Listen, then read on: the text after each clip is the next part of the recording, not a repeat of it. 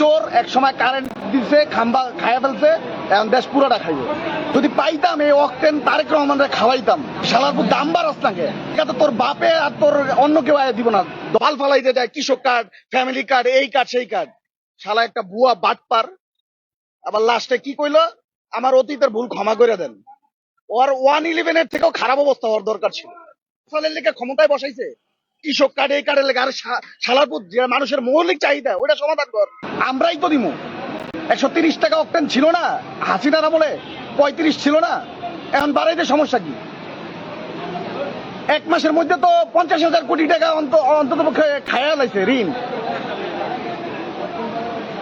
বাদ বাকিটা তো আল্লাহ জানে। আর মায়ের ওই যে হাদি কয়ে গেছে না, সংসদে ঢুকা পিটাইবো, সংসদেও যাওয়ান লাগবো না, এটি মরবো রাস্তাঘাটে পড়ে। আগের তো ভাগ্যা যাইতে পারছে, এটি ভাগতে পারবো না। এই দেশের ভবিষ্যৎ যে কি, আর ওই যে কি বলছে, আই হ্যাভ এ প্ল্যান, এই প্ল্যানের বাস্তবায়ন চলতেছে। ও শালা চোর এক সময় কারেন্ট দিছে, খাম্বা খাইয়া ফেলছে, এখন দেশ পুরোটা খাইবে। পাশে তো প্রধানমন্ত্রীর কার্যালয়, পাশে প্রধানমন্ত্রীর কার্যালয়ে তো সব ভিআইপি ঢুকতেছে। এই পর্যন্ত লাইন আসলে নর্মালি আসলে 6টা পর্যন্ত তেল পাইতাম।